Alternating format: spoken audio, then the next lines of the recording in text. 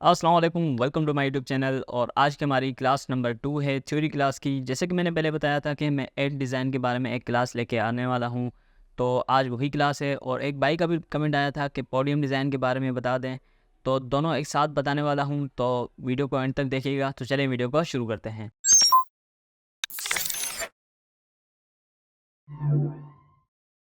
तो यहाँ पे सबसे पहले मैं आपको बताता चलूँ कि अगर कोई भी इंटरनेशनल क्लाइंट आपको अप्रोच करता है और वो आपको कोई एड डिज़ाइन के लिए कहता है, तो वो अपना किस तरीके से आपको इंस्ट्रक्शंस देगा कि उसको किस टाइप की डिज़ाइन चाहिए और क्या-क्या उसमें चीज़ें होनी चाहिए। तो यहाँ पे मैंने एक डमी ब्रीफ बनाई हुई है, जिस तरीके से क्लाइंट्स दिया करते हैं, बिल्कुल सेम टू सेम वैसे ही मैंने एक डमी ब्रीफ बनाई हुई है।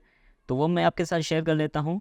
तो अक्सर क्लाइंट्स आपको इस टाइप की ब्रीफ दिया करते हैं। ये इसको मैं थोड़ा-सा साइड पे कर लेता हूँ। तो सम टाइम वो पीडीएफ फाइल भी आपको शेयर करेंगे, या डॉक्यूमेंट फाइल या एमएस वर्ड की फाइल भी आपको सेंड कर सकते हैं। तो एमएस वर्ड की फाइल में आपके पास कुछ इस तरीके की इंस्ट्रक्शंस होंगी। सबसे पहले तो यहाँ पे रेफरेंस दिया होगा कि उनको इस पोडियम डिज़ाइन का के जैसा डिज़ाइन चाहिए, और उसके अंदर उन्होंने अपने बारे में भी कोई इंफॉर्मेशन दी हुई होती है कि उनका नाम क्या है, एज क्या है और उनकी हॉबीज़ क्या हैं। तो कुछ ये चीज़ें भी दी हुई होती हैं, उनके पेन पॉइंट्स क्या हैं। तो ये सारे आपने रीड कर लेने हैं।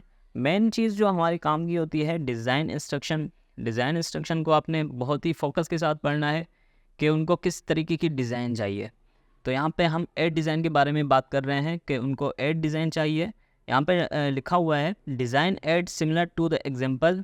बिल्कुल सेम टू सेम एग्जांपल के हिसाब से उनको डिज़ाइन चाहिए। और आगे लिखा हुआ है with arrows and the product. उसमें एरोज़ भी होने चाहिए, जो उसके फीचर्स पॉइंट्स होंगे उनके साथ एरोज़ होने चाहिए, और प्रोडक्ट भी होनी चाहिए। अब जो भी उनकी प्रोडक्ट होगी, use the picture of digital watch. अब उनकी एक वॉच की प्रोडक्ट है जो उन्होंने इमेज यूज़ करनी है। लिंक भी उन्होंने दी होगी, link in below. Not the same picture for all the text variations. Not the same picture for all text variations. अब उसने 3 वेरिएशंस दी होंगी और तीनों वेरिएशंस में अलग-अलग इमेज यूज़ करनी है। तो अगर कोई रियल क्लाइंट होगा तो उसने लाज़मी अपनी कोई लिंक दी होगी जिसके अंदर बहुत सारी इमेजेस होंगी, तो आपने वो यूज़ करनी होंगी। यहाँ पे उसने कुछ डिटेल भी दी होगी। आपने डिज़ाइन में हेडलाइन लिखनी है। यहाँ पे हेडलाइन आ गई ये वाली, और उसके नीचे होगी सबटाइटल। सबटाइटल हेडलाइन, और उसके 3 फीचर्स पॉइंट्स होंगे जो भी। अब ये वेरिएशन 1 के अंदर हो सारी चीज़ें हो जाएंगी, जैसे कि हेडलाइन होगी, सबटाइटल हो गया। अ, एर अब यहाँ पे कुछ लिखा हुआ है इंक्लूड्स एरोज़ विथ पॉइंट्स। अब जो आप पॉइंट्स ऐड करेंगे उनके साथ आपने एरोज़ भी ऐड करने हैं, जो कि क्लाइंट की रिक्वायरमेंट है। तो उसने ये पॉइंट्स भी आपको लिख के दिए होंगे। 3 पॉइंट्स यहाँ पे आपने ऐड करने हैं एक डिज़ाइन में। और ये वेरिएशन 2 होगी। वेरिएशन 2 में भी सेम चीज़ें होंगी, बस हेडलाइन चेंज होगी, सबटाइटल भी चेंज होगा, पॉइंट्स भी सारे चेंज होंगे, और इमेज भी आपने चेंज रखनी है।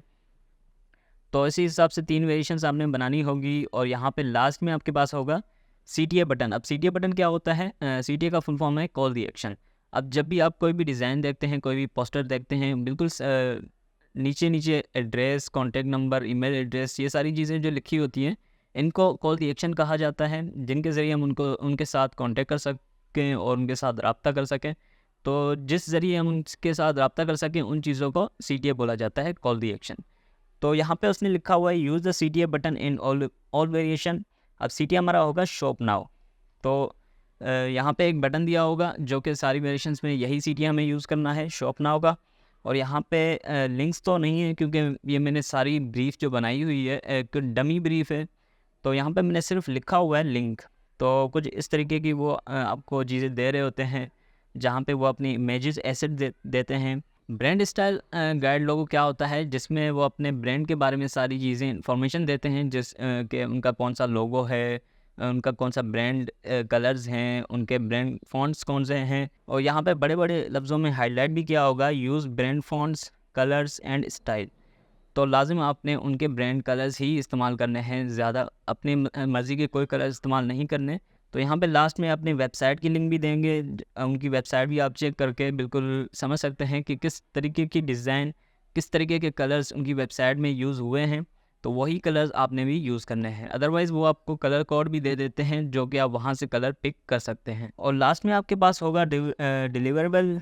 3 वेरिएशन होंगी, और यहाँ पे आपको 1:1 साइज़ देनी है। 1:1 की साइज़ स्क्वायर में होती है। यहाँ पे साइज़ लिखी हुई है 1080 पिक्सल्स बाय 1080 पिक्सल्स।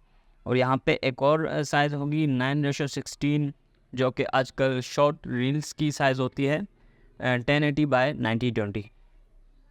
अब यहाँ पे समटाइम वो ऑप्शनल होती है, अगर ऑप्शनल हो तो उसको बनाना ज़रूरी नहीं है। अगर यहाँ पे वो लाजमी बनानी है तो वो आपको लाजमी बनानी होगी। इसका मकसद ये होगा कि सेम रेशो जो आप 1:1 पे बना रहे हो, सेम डिज़ाइन वही आपने 9:16 पे भी बनानी होगी। अगर क्लाइंट की रिक्वायरमेंट होगी तो आपने बनानी होगी, अगर वो ऑप्शनल होगा तो आप उसको स्किप कर सकते हो। और बस क्लाइंट एक ही रेफरेंस दे देते हैं, उस रेफरेंस को देख के हमें डिज़ाइन बनानी होती है। यहाँ पे मैंने रेफरेंस भी अपनी डमी रेफरेंस डाली हुई है क्योंकि मुझे पोडियम डिज़ाइन बनाना था, तो यहाँ पे मैंने पोडियम डिज़ाइन का एक रेफर डाला हुआ है। तो यहाँ पे मैं फ़ोटोशॉप पे आ चुका हूँ और यहाँ पे मैंने वही साइज़ रखी है 1080 पिक्सल्स बाय 1080 पिक्सल्स। और यहाँ पे हम क्रिएट पे क्लिक कर लेते हैं। तो यहाँ पे मैं अपने कैनवस पे आ चुका हूँ।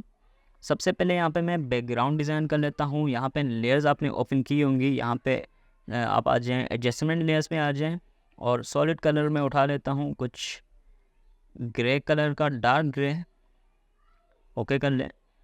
और एक और कलर में बना लेता हूँ सॉलिड कलर से ही और थोड़ा सा लाइट ग्रे। तो यहाँ पे मेरे पास 2 कलर्स आ चुके हैं। यहाँ पे मैं रेक्टेंगुलर मार्कर टूल उठा रहा हूँ और नीचे वाला एरिया थोड़ा सा सिलेक्ट कर रहा हूँ, कुछ इतना एरिया। और इसके लेयर मास्क पे आके मैं इसको फिल कर लेता हूँ ब्लैक कलर में। अदरवाइज ब्रश यूज़ कर सकते हो। यहाँ पे ऑल बैक स्पेस प्रेस कर रहा हूँ, कुछ ज़्यादा हो गया, अंडू कर रहा हूँ।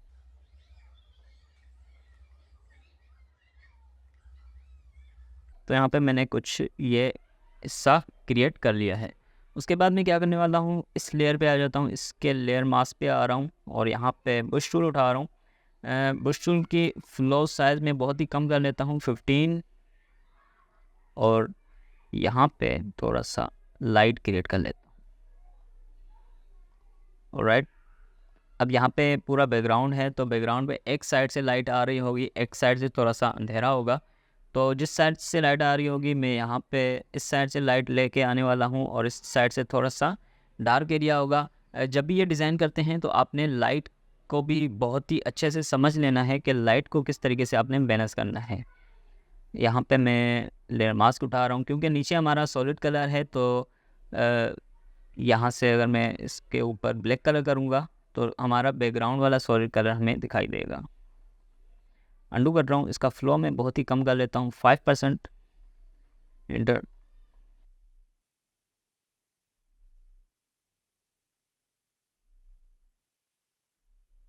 तो ये क्लास बिगनर्स के लिए नहीं है, ये क्लास उनके लिए है जिनको फ़ोटोशॉप कंप्लीट आता है। अगर आपने फ़ोटोशॉप नहीं सीखा तो मेरी प्लेलिस्ट पे जाएं, पहले फ़ोटोशॉप सीख लें, उसके बाद आप ये काम कर सकते हो। तो मैंने बैकग्राउंड क्रिएट कर लिया है। अब यहाँ पे जिस चीज़ पे हमारा प्रोडक्ट होगा वो चीज़ हम बनाने वाले हैं। तो सबसे पहले इन दोनों को आप ग्रुप कर लें Ctrl+G के साथ। उसके बाद एक न्यू लेयर पे आ जाता हूँ। यहाँ पे मैं प्लेसमेंट बनाने वाला हूँ। यहाँ से मैं इलेक्ट्रिकल मार्कर टूल उठा रहा हूँ और थोड़ा सा जूम करके काम करें। यहाँ पे एक ओवल नुमा शेप बना रहा हूँ कुछ इस टाइप का और इसके अंदर फ़िलहाल के लिए मैं ब्लैक कलर फिल कर लेता हूँ।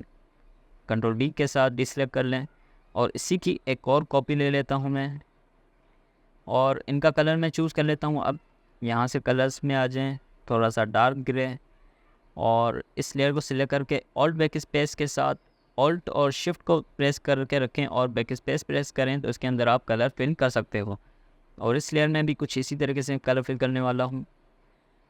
अब मैं क्या करने वाला हूँ, यहाँ पे रेक्टेंगुलर मार्कर टूल उठा रहा हूँ और इनके एजेस से मुझे रेक्टेंगल बनाना है और इसके अंदर ही यहाँ तक बनाने के बाद एक न्यू लेयर पे आ जाता हूँ मैं और इसके अंदर भी कलर फिल कर लेता हूँ, ये वाला। Ctrl+D प्रेस करें। तो इतना बनाने के बाद आपने चेक करना है कि ऊपर वाली लेयर कौन सी है। तो ये हमारी आई को ऑफ करें, तो ये हमारी ऊपर वाली लेयर है। तो इसको छोड़ के इन दोनों को सिलेक्ट करें और Ctrl+E के साथ इनको मर्ज कर लें। तो अब मैं आपको इसको मूव करके दिखाऊं तो ये एक लेयर हो चुकी है। मैं अंडू कर रहा हूँ और इस लेयर को दोबारा से ऑन करें और इसको आप ऊपर लेके आ जाएं। और अब मुझे क्या करना है कि इन दोनों को सिलेक्ट करके इसको मैं नीचे प्लेस कर रहा हूँ यहाँ पे, और ये हमारा बिल्कुल आर्टबोर्ड के बिल्कुल सेंटर में है। यहाँ तक बनाने के बाद मुझे क्या करना है कि इसके अंदर कुछ कलर्स ऐड करने हैं ताकि हमें कुछ वाज़ेह नज़र आए। तो यहाँ पे मैं दोबारा से कलर्स में आ रहा हूँ। अब थोड़ा सा डार्क, थोड़ा सा लाइट ग्रे उठा रहा हूँ और इसको सिलेक्ट करें, ऑल्ट शिफ्ट दबा के बैक स्पेस प्रेस करें तो इसके अंदर कलर ऐड हो चुका है। अभी बहुत ही आपको नज़र नहीं आ रहा होगा, तो अब हम क्या करने वाले हैं, दोबारा से यही वाला कलर पिक कर लें और इस लेयर पे आके कंट्रोल के साथ क्लिक कर लें तो ये वाली लेयर सिलेक्ट हो जाएगी। ब्रश टूल उठाएं, इस लेयर को सिलेक्ट रखें और बी प्रेस करें तो आपके पास ब्रश टूल आ जाएगा। और ब्रश की साइज़ अपने हिसाब से छोटी करके यहाँ से ब्रश थोड़ा सा कलर कर लें और इस साइड से भी, और थोड़ा सा एजेस पर भी, और कंट्रोल डी प्रेस करें तो अब हमारा ऑब्जेक्ट हमें दिखाई दे रहा है। इसके अंदर थोड़ी सी हम और एडजस्टमेंट करते हैं, थोड़ा कलर्स के ऊपर काम करते हैं। दोबारा से मैं ब्रश टूल उठा के थोड़ा सा कलर चेंज कर रहा हूँ और ब्रश टूल के साथ इसके बिल्कुल सेंटर में थोड़ी सी लाइट क्रिएट कर रहा हूँ। उसके बाद हम इसके अंदर भी थोड़ा सा कलर चेंज करने वाले हैं। तो यहाँ पे दोबारा से मैं आई प्रेस कर रहा हूँ, ये वाला कलर पिक कर रहा हूँ और इसको सिलेक्ट करके ऑल्ट शिफ्ट और बैक स्पेस प्रेस करें तो उसके अंदर ये वाला कलर आ चुका है।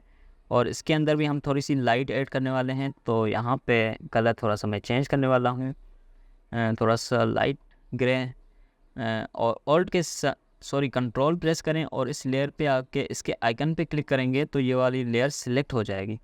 ब्रश टूल उठाएं और जहाँ जहाँ पे आप कलर करेंगे तो इसी लेयर के अंदर ही कलर होगा।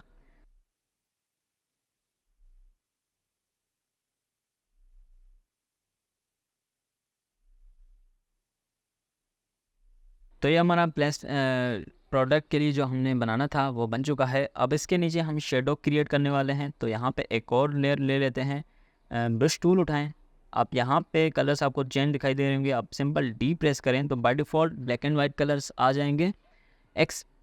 यहाँ पे हमें ब्लैक कलर ही चाहिए तो ब्रश की साइज़ में थोड़ी सी बढ़ा रहा हूँ और यहाँ पे अपना फ्लो 100% कर लेता हूँ। यहाँ पे आपने राइट क्लिक प्रेस करना है और हार्डनेस बिल्कुल 0 रखनी है। उसके बाद आप सिंपल यहाँ पे एक मरतबा क्लिक कर लें तो एक ब्रश का डॉट आ जाएगा। सिलेक्शन टूल से इसकी साइज़ शिफ्ट के साथ छोटी करें और यहाँ तक इंटर प्रेस करें और इसको आपने क्या करना है, सेंड टू बैक करना है। इस प्रोडक्ट का जो प्लेसमेंट है इसके पीछे हमारा शेडो होगा, तो इसको मैं सेंड टू बैक कर रहा हूँ। शॉर्टकट की से कंट्रोल और राइट या लेफ़्ट ब्रैकेट से आप इसको आगे पीछे कर सकते हो। तो इसको मैंने यहाँ पे थोड़ा सा ऊपर कर लिया तो हमारा शेडो आ चुका है। शेडो को सिलेक्ट करें, कंट्रोल टी प्रेस करें, राइट क्लिक प्रेस करें, इसको वार्प पे क्लिक कर लें और यहाँ से थोड़ी सी एडजस्टमेंट कर लें। इसको थोड़ा सा ऊपर लेके आ रहा हूँ मैं यहाँ से भी, और इस दूसरे पॉइंट को भी सिलेक्ट करके थोड़ा सा प्रोडक्ट के प्लेसमेंट के हिसाब से शेडो क्रिएट करें, एंटर प्रेस करें तो ये बेहतर हो चुका है। शेडो को सिलेक्ट करके थोड़ा सा नीचे लेके आ रहा हूँ मैं और इसकी ओपेसिटी थोड़ी सी कम कर दें। ऑलराइट, तो यहाँ पे बेहतर हो चुका है। यहाँ पे जो हमने बैकग्राउंड के कलर्स बनाए थे इस कलर को मैं सिलेक्ट कर रहा हूँ और थोड़ा सा और डार्क कर लेता हूँ। इसके बाद मैं क्या करने वाला हूँ, यहाँ पे बैकग्राउंड वाले ग्रुप में आ रहा हूँ, यहाँ पे एक और न्यू लेयर क्रिएट कर रहा हूँ। बिल्कुल ऊपर हो चुकी है तो इसको हम बाद में सेंड टू बैक कर लेंगे। इस लेयर पे मैं एक रेक्टेंगुलर मार्की टूल से विंडो क्रिएट करने वाला हूँ। तो यहाँ पे एक स्क्वायर क्रिएट कर लिया मैंने रेक्टेंगल और इसके अंदर मैंने कलर फिल कर लिया वाइट। कंट्रोल डी से डिसलेक्ट करें और आपने क्या करना है, सिलेक्शन टूल उठाएं और इसकी मज़ीद कॉपीज़ ले लें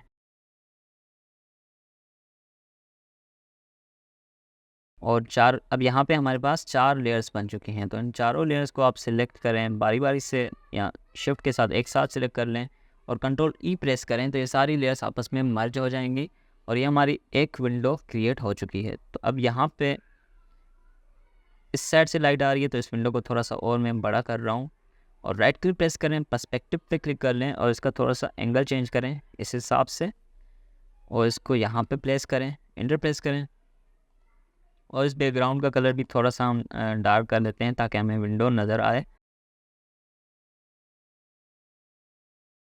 और अब थोड़ा सा बेहतर लग रहा है। अब हमने क्या करना है, इस विंडो वाली लेयर को सिलेक्ट करें। इस विंडो का नाम भी आप टाइप कर लें ताकि बाद में आपको मसला ना हो।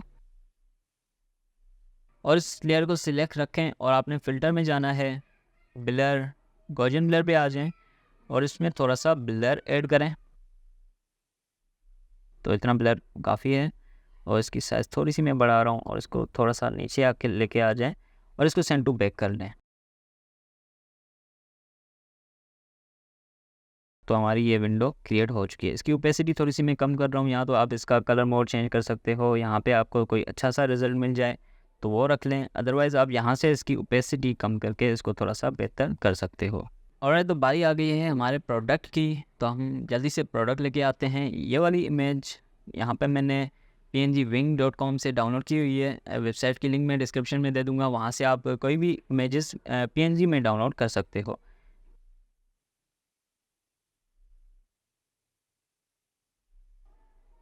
और तो हमने प्रोडक्ट को सेट कर लिया है। उसके बाद हम क्या करने वाले हैं, यहाँ पे कलर्स के ऊपर थोड़ा सा काम करेंगे। अब यहाँ पे आपने ध्यान से देखना है कि कलर्स की लाइट किस साइड से आ रही है। तो लाइट हमारी, और इस साइड से हम थोड़ा सा इसको हाईलाइट्स दे देंगे और इस साइड से थोड़े से शेडोज़ ऐड करेंगे। तो वो कैसे करने वाले हैं, पहले तो आपने इस प्लेसमेंट वाले जो हमने ऑब्जेक्ट बनाया है, क्या बोलते हैं मुझे पता नहीं, तो बार बार मैं प्लेसमेंट इसका नाम ले रहा हूँ।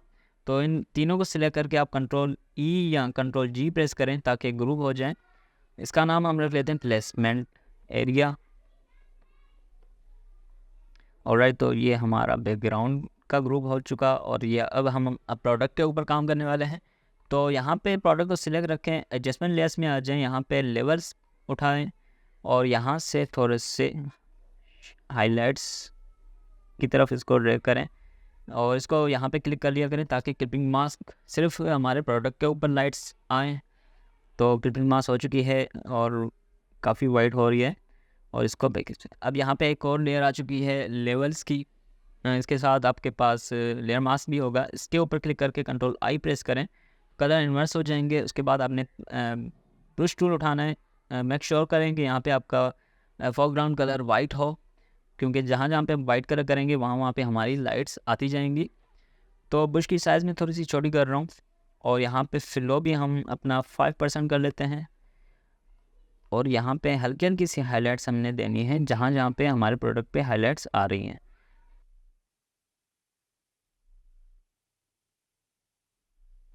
और तो थोड़ी सी हाइलाइट्स मैंने ऐड कर ली है। ये है आपका बिफ़ोर और ये आपका आफ्टर।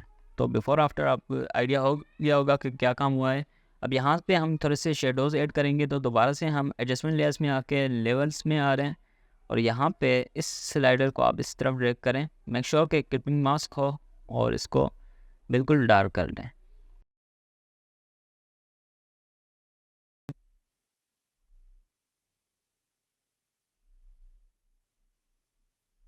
तो थोड़े से शेडोज़ भी आ चुके हैं। अब यहाँ पे इसके बिल्कुल नीचे भी शेडो होगा। तो मैं क्या करने वाला हूँ, पहले तो इन तीनों को सिलेक्ट कर रहा हूँ, लेयर्स को थोड़ा सा ऊपर कर रहा हूँ। ऑलराइट, तो यहाँ पे एक न्यू लेयर ले लेता हूँ मैं। यहाँ पे दोबारा से आपने ब्रश टूल उठाना है। मेक श्योर कि आपका फोरग्राउंड कलर ब्लैक हो, साइज़ उसकी थोड़ी सी बढ़ा दें और फिलो आपने 100% करना है। एक मरतबा क्लिक कर लें तो ये आपका ब्रश टूल कलर आ जाएगा। इसकी साइज़ थोड़ी सी छोटी करें और इसको थोड़ा सा ऊपर लेके आ जाएं। यहाँ से भी इसकी साइज़ और के साथ छोटी करें और इसको आपने करना है अपने प्रोडक्ट के बिल्कुल नीचे। तो इसको लेयर को सिलेक्ट करें, कंट्रोल और लेफ़्ट ब्रैकेट प्रेस करें तो एक एक स्टेप ये नीचे होती हुई जाएगी। तो ये इसके पीछे आ चुकी है। यहाँ पे सेट लग रही है, थोड़ी सी राइट साइड से लाइट आ रही है, तो मैं इसको थोड़ा सा इस साइड पे शिफ्ट करूँगा एरो कीज़ की मदद से। ऑलराइट, तो यहाँ पे इतना बेहतर लग रहा है और इसकी ओपेसिटी थोड़ी सी मैं कम कर लेता। परफेक्ट हो गया। तो सारा बैकग्राउंड और प्रोडक्ट के ऊपर हमने काम कर लिया है। अब आ जाते हैं कंटेंट के ऊपर के इसके अंदर हेडलाइन, सीडीए बटन, सारी चीज़ें जो क्लाइंट ने हमने प्रोवाइड की हैं वो सारी ऐड कर लेते हैं। दोबारा से क्रिएटिव ब्रीफ पे आ जाते हैं। तो नीचे आ जाएं तो एक चीज़ रह चुकी है। यहाँ पे उसने एक लाइन दी है हमें, set zoom 50 pixels from the end of the frame in every direction. तो हमने सेफ जोन भी देना है 50 पिक्सल्स का, क्योंकि जो जो चीज़ें हमने ऐड करनी है वो सेफ जोन के अंदर ही होगी। सेफ जोन क्या होती है, हमने गाइडलाइंस लगानी है चारों साइडों से 50 पिक्सल्स के गैप पर। तो आप ऐसे भी लगा सकते हैं, आप कंट्रोल आर प्रेस करेंगे तो आपके पास रूलर्स आ जाएंगे, यहाँ से आप गाइडलाइन लेके आके लगाएंगे। तो यहाँ पे एक मसला होता है कि आप अंदाजे भी लगा रहे होते हो, जो कि हमने नहीं करना। मैं क्या कर रहा हूँ, इनको वापस लेके जा रहा हूँ और मैं आ जाऊँगा व्यू में। यहाँ पे आप आ जाएं न्यू गाइड लेआउट, और यहाँ से आपने 1 कॉलम ले लेना है और 1 रो ले लेनी है। यहाँ पे मार्जिन आपने दिया होगा, मार्जिन पे चेक लगा के 50 पिक्सल्स आप लिखेंगे तो चारों बॉक्सेस में 50 पिक्सल्स का गैप आ जाएगा। उसके बाद आपने ओके करना है, तो चारों साइडों से ऑटोमेटिक लाइनें लग जाएंगी। तो ये बहुत ही ईजी वे होता है मार्जिन देने का। और तो यहाँ पे हमने 50 पिक्सल्स का गैप भी दे दिया है। अब हमने क्या करना है, हेडलाइन लेके आनी है। क्योंकि उसने कोई फ़ॉन्ट नहीं बताया तो मैं अपनी तरफ से पॉपिन का फ़ॉन्ट यूज़ करने वाला हूँ। तो यहाँ पे मैं वेरिएशन 1 बनाने वाला हूँ। इसकी हेडलाइन में यहाँ से कॉपी कर रहा हूँ, कंट्रोल C, और अपनी डिज़ाइन पे आ जाएं। यहाँ पे आपने टाइप टूल उठाना है, T प्रेस करें, टाइप टूल आ जाएगा। क्लिक करें कहीं पे भी, कंट्रोल V प्रेस करें, तो ये आपका टेक्स्ट आ चुका है। अगर आपको ये करेक्टर पैनल नहीं मिल रहा हो तो आपने सिंपल विंडो में आना है और यहाँ से करेक्टर पैनल पे क्लिक करना है, तो ये आपके पास आ जाएगा। यहाँ पे मैंने पॉपिन फ़ॉन्ट सेलेक्ट किया हुआ है और यहाँ पे मैंने फ़ॉन्ट की साइज़ दी हुई है 16। एक और चीज़ आपको बताता चलूँ कि जब भी आप फ़ॉन्ट की साइज़ रखें तो आपने हमेशा उसका 16, 18, 20 कुछ इस टाइप की साइज़ देनी है, जो कि काफ़ी प्रोफेशनल होता है। ऐसे नहीं कि आप 21, 23, आपने इवन नंबर्स देने हैं। तो 16 साइज़ मैंने इसकी दी हुई है और यहाँ पे मैं इसी की कॉपी ले रहा हूँ। ऊपर वाली फ़ॉन्ट का हमने स्टाइल रखा है बोल्ड, और नीचे वाली लाइन को हम रखेंगे रेगुलर या मीडियम, और इसकी साइज़ भी कम करेंगे। इसकी साइज़ हम करने वाले हैं 12 या उससे भी कम 10, और इसको यहाँ पे क्लिक कर लें ताकि ऑल कैप्स से हट जाए। ऑल कैप्स से हट चुका है और इसको हम रेगुलर कर लेते हैं, क्योंकि हमारा मेन फोकस होगा इस लाइन पे, उसके बाद इस लाइन पे। ऐसे नहीं कि आप दोनों को बोल्ड रखें तो क्लाइंट को पता ही नहीं चले कि पढ़ना पहले किसको है। तो हमेशा जो हेडलाइन होती है वो काफ़ी ज़्यादा बोल्ड होती है और सब टाइटल जो होते हैं रेगुलर होते हैं। मेक श्योर कर लें दोनों लाइनों को सिलेक्ट करें और यहाँ पे अलाइन करें आपस में, और कंट्रोल A प्रेस करें और यहाँ से दोबारा क्लिक करें, तो पूरे आर्टबोर्ड के हिसाब से ये लाइनें दोनों अलाइनमेंट हो जाएगी। कंट्रोल A प्रेस करने से पूरा आर्टबोर्ड सिलेक्शन हो जाता है, तो उसको सिलेक्शन हटाने के लिए अपने कंट्रोल D प्रेस करना है, तो डिसेलेक्ट हो जाएगा। उसके बाद यहाँ पे हम पॉइंट्स लेके आ जाते हैं। तो यहाँ पे मैंने गूगल से एरो डाउनलोड किया हुआ था, यहाँ पे मैं कंट्रोल V पेस्ट कर रहा हूँ। तो यहाँ पे मैंने एक एरो डाउनलोड किया हुआ था, वो एरो मैं यहाँ पे लेके आ चुका हूँ, और यहाँ पे मैं एरोज़ लगा दूँगा जहाँ जहाँ पे मुझे पॉइंट्स चाहिए। तो एक एरो मैं यहाँ पे लगा रहा हूँ।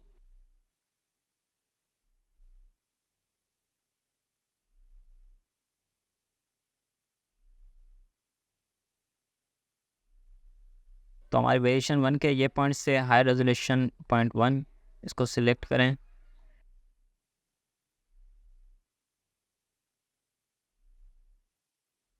और इस बहुत ही ज़्यादा साइज़ अगर आप किसी भी टेक्स्ट की कर रहे हैं तो उसको आप रेगुलर से हटा के सेमी बोल्ड कर लें, ताकि साइज़ भी कम हो जाए और हमारा पॉइंट पढ़ने में भी आए।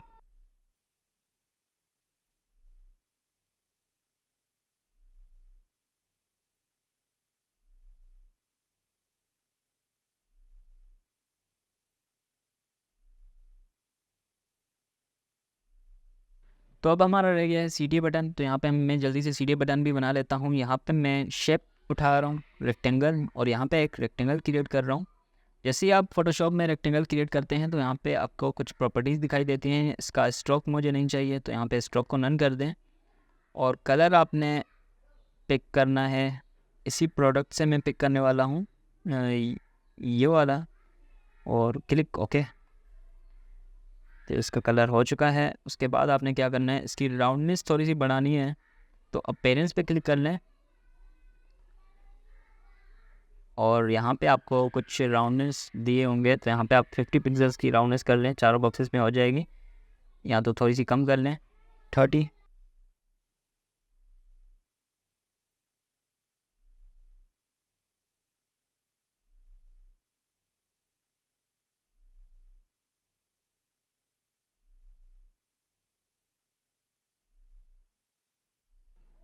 और तो ये हमारा डिज़ाइन रेडी हो चुका है। यहाँ तक कंप्लीट चीज़ें बन चुकी हैं, और अगर इसका नाइट्रो 16 भी होगा तो वो कुछ इस तरीके का दिख रहा होगा आपको जब भी आप इसको बना लेंगे। तो इसकी 3 वेरिएशंस मैं नहीं बनाने वाला, बस एक ही वेरिएशन बना के आपको एग्जांपल दे दी कि अब जब भी आप डिज़ाइन करोगे तो उसके बाद आप सिंपल इमेज चेंज करते जाओगे और डिज़ाइन आपका बिल्कुल सेम यही रहेगा। और अकॉर्डिंग टू प्रोडक्ट जो भी आपकी इमेज होगी उस हिसाब से कलर सेट करेंगे। और कुछ ये पोडियम डिज़ाइन इससे बनाए जाते हैं, बिल्कुल बेसिक वाला मैंने बनाया है, काफ़ी अच्छे अच्छे भी होते हैं, बहुत सारे यूट्यूब से आपको ट्यूटोरियल्स भी मिल जाएंगे। तो उम्मीद करता हूँ ये वीडियो आपको पसंद आई होगी। पसंद आई हो तो एक छोटा सा लाइक कर दीजिएगा, कमेंट करें, शेयर करें, और अभी तक मेरे चैनल को सब्सक्राइब नहीं किया तो सब्सक्राइब कर दें। मिलते हैं नेक्स्ट वीडियो में, तब तक अपना ख्याल रखिएगा। ओके, अल्लाह हाफिज़।